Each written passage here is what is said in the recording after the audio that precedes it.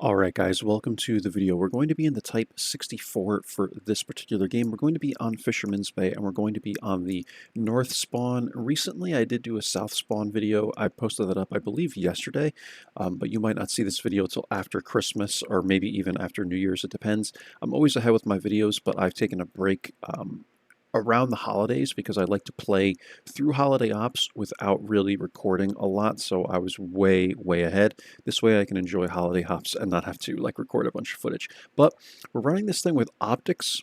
I know you can't really see this first slide. It's optics, low noise exhaust, and V-stab. Just standard optics, and then of course we have food as well. I'm not sure why I have large first aid kit on this thing, but I do. And we're going to go through this game. I take this position here in like E6 at the start of the battle, and this spot is okay. The only thing with E6 is that the bushes are still really funky, man. There's something weird going on with these bushes. I had thought that one time I was up here not too long ago, I got spotted retreating, and I was thinking, okay, maybe that it was just someone with CVS or something like that spotting me. But there's just some kind of like weird gap in this area because I did it again at a lower tier, and I'm spotted like when I go to run away from here, I'm spotted like right here, which would imply that as soon as I passed this bush line here, I was lit for some reason. And you can see the bushes are like, they're completely fine, man. They look fine visibly, but there's just something weird going on over here, man. I don't know why the bushes just do not work the way they're designed to work for whatever reason. That's what I find. Most of the time they do, but there's just these weird times where you're retreating and you get hit as you're coming out, and I'm like, why am I spotted here? You know, like it just doesn't make any logical sense, even knowing the game mechanics as well as I do. I mean, I wouldn't say I know the game mechanics to an extent that some people do, but I understand them all, right? And it's just like, this doesn't make any sense why I'm getting lit here. But I do come to this area. This spot is good. I find it to be better at lower tiers, though. You know, you kind of want to leave this for more brawling types or like even tank destroyers usually later on and try and scout this area. You could see that our Leo and VK pushed way up. It just depends on the lineup, you know, the team, right? We had 3 light tanks. We have a VK and an AMX that are over here. I'm like, I ain't going to bother spotting, man. I'm just going to do some damage because that's what the Type 64 can do. And as I've progressed as a player, you guys know that I really like to focus on doing damage before I start doing my spotting. So, doesn't mean you're never going to spot, but what you'll find is that doing spotting is really only vital. Like, it's really helpful on some maps to do it at the beginning, but it's only vital, I would say, towards the end of the game on most maps. You know, there are some exceptions. Westfield, Malinovka, Prokhorovka, there are exceptions, but most maps, you really should just focus on damage. And not even necessarily like focus damage at the beginning of the game and don't spot at all. Do you guys understand what I'm saying? You can spot, you just want to get into an area where you can do damage as well. So it really just depends on the map and the position you put yourself in. And in this situation, I'm actually going to take an aggressive position and start scouting. So it just like depends, right? We're not able to do damage here. What I'm going to do is, because Leo has held this down, I can now come up and proxy these guys. Only the Type 64 is going to give me a problem here if he's even still there. He probably ran away. Super Hellcat is giving me this information that at least he's not right on top of the Super Hellcat, right? So I know that this guy is like in this area. At most, he can't progress any further up because I had this on full screen mode. Because my people are there, right? So I know he would be proxied. Let me turn this back to window borderless. Sometimes I put it on full screen mode because it gets a little not laggy. It just gets a little choppy sometimes when I'm trying to do other things on this screen or when I'm watching something else on this screen, and even sometimes with OBS. That putting it on full screen makes it a little smoother, but it's just really hard to draw on the map when you have it on full screen mode.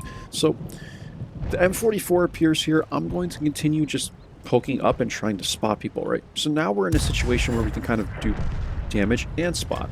So that's the thing here is you just have to put yourself in the right areas, right? And this game actually gets really close because they win the East. So you'll see I end up retreating here. I believe the Leo gets pressed. I start running away, and I'm like, all right, now the Type 64 is pushing in. You see this? So this is how the AMX 1357 is giving me this information. Perhaps the VK as well, whatever, but these guys are giving me information, and now I know that the mid is kind of going to become compromised, which means my position is going to be compromised as well. Because if I get here and I'm spotted, these guys can have shots at me. I don't want them to go dark and be able to have shots at me. So Type 64 is pushing in a little bit. At this point, I need to be careful. I can see if I can get shots from here, right? I'm trying to get shots at the T-34, but he's trying to shoot me as well, based on where I was last spotted. And it's just going to be one of those situations, man, where you don't want to stay here, right? Because then you can have people poking up behind you and taking shots as well. So I'm just going to run away from here. We kind of leave the Leo for now, and I want to go to the mid and kind of figure out what we can do from the mid, right? So it's a readjustment. Run away and reassess. A lot of people always ask me, what do you do in a situation where someone ends up in an area where and you get spotted, like you don't expect someone in that area, or like how do you like the questions are random, and like I said, that it always depends on the situation, but how do you deal with this situation? How do you deal with that situation? If you're ever not sure what you need to do in a situation, or someone surprises you in an area where you didn't like expect them to be, or whatever the case may be, just run away and reassess. You can do that very easily in a light tank, and it doesn't waste that much time because you have really good mobility. So just run away to a point where you know you're not going to be spotted, where you're safe. Take a look at the map for a couple seconds and reassess, and then go back in. You know, on a lot of maps you can do that. There are some maps like Cliff where it's really difficult to do that. So I'm not saying do this on every map, but on Fisherman's Bay you absolutely have the distance. Like you can get distance on people. You have the distance of the map to be able to go back and reassess. So now all these guys bum rush the E25 out of nowhere. We're almost 7 minutes into the game, and out of nowhere these guys have I don't know, found their balls and have completely rushed this side of the map. It's weird, man. Like sometimes players just are really weird. They'll work together in some cases, and in others they won't. So I'll kind of go to my view. You can see that we're missing these shots. The Type 64, I swear to you guys, the Type 64 has really trollish accuracy, man. I mean, it's not quite as bad as the 12T, but this thing, like, you auto-lock, think you're going to hit an easy shot, and the shell just goes, like, right on the edge of the reticle, man. And I really hate that. But it does do that. So we're going to get shots at the Jackson here. I don't think I even... See what I mean? Like, auto-lock in there, and you would think that would go in, and it just completely misses. But we're able to get the spotting on him as well, and I have support behind me. This is the only place my team is, right? Is back here in this A1 corner. So I need to use them to the best of my ability. We're kind of poking up, spotting the T-34 as well. He's on this corner. Spotting the Challenger. And get a shot into him, clean him up. And, or the Cromwell rather, but we are spotting the Challenger as well. And it becomes, again, damage and spotting at the same time. Right? Putting myself in a situation where I can take shots, where I have hard cover, but I can also, like, I spot them first, and then I do the damage myself, right? This is how Religion of Rage stated that you have to play the AMX ELC BIS, right? And it's no different with, like, this is how I play most of my light tanks, but it really depends on the situation. Like, then at some point, I'm going to want to rush in, and with the AMX ELC, it's much more challenging to do that, in my opinion. So I'm so used to playing with turreted vehicles, I still play sometimes like I'm in the 90mm AMX ELC BIS, right? That's how you want to play. You spot and do the damage yourself. But in a light tank, man, a lot of people think you're just supposed to spot. It's just not really the case, man. Like, if you're going to win games, you have to use your gun, man. You have to use your gun. I mean, there are some players, right, that will literally load no ammo, like Kaizu has done this, to prove that spotting is effective. But I would argue that you're probably not going to get much more than, like, in the 50s in terms of win rate, like 50 percentage points in terms of win rate, right? You might get high 50s, like, percent of win rate by doing that, but I don't think you can get any higher. Like, you have to use your gun, man. Damage is really important because you're eliminating enemy HP, right? So I don't know any other way to say it. Like, you can be effective spotting, but if you're never going to use your gun, yeah, it becomes difficult, man. The even 90 has really told me that, because I used to play the even 90 so passively. I think I hold a 57% win rate in it, which is actually higher, I think, than most of my other tier 8 lights, which is surprising. Like, I've played the Hawk 30 and the LT432. I'm pretty sure I only have like a 54 or 55% win rate in these vehicles, and I play them really well. I don't understand why the win rate is so low. It doesn't make sense to me. I would think it would be higher. And in the even, it's almost 57%. But once I started doing more damage in the even and trying to focus on just on doing damage and just, instead of just sitting in a bush, you wouldn't believe, man, like the amount of games I started to win. Like my win rate went way up. So at this point, what I want to do is I see the E25 is full HP. I'm full HP. We rush the T3400. This is just the proper situation in my opinion, the proper adjustment to this situation. You go after the Tiger appears here, that's perfect. I can just run right around him, and now we get shots at the T-34. I'm going to avoid the ram from this guy, hit him one more time, come back around, hit him once more, and we end up cleaning that guy up. That's 2 kills in a matter of, I don't know, 30 seconds. And now we can finally go after the Artie and this M4. Artie's trying to target me here, we're just going to dodge it. And in order to win this game, we had to retreat, right? That's all you guys got to do. Put some distance between you and the enemy if you're ever not sure. And I just reassessed it well, right? We reassessed it well. We came back to D1 area by the rock where the SMV is right now. We spotted a lot of the team. We did damage as well. And then when we needed to make a play, and I have my turret to do so, right? We rushed the Tiger, we rushed the T-34. Luckily, the Tiger was right behind the T-34. We didn't really know that for certain, but we can guess if the T-34 is pushing up, the Tiger probably would be there with him to support, if he's a decent player at least, and he was, and we're able to rush them. And I'm telling the E25, like, dude, don't stop. I need your HP and mobility right now in case I die, because I'm at 173 HP after that encounter, right? And this guy is still full HP at 830 HP. So I'm running away, I'm dodging shells from the M4, man. I'm running all over the place. And I'm able to get some spotting on him as well. And now I find out that the Artie is, sure enough, in like K8 or whatever. So we're going to go all the way back to go after this Artie.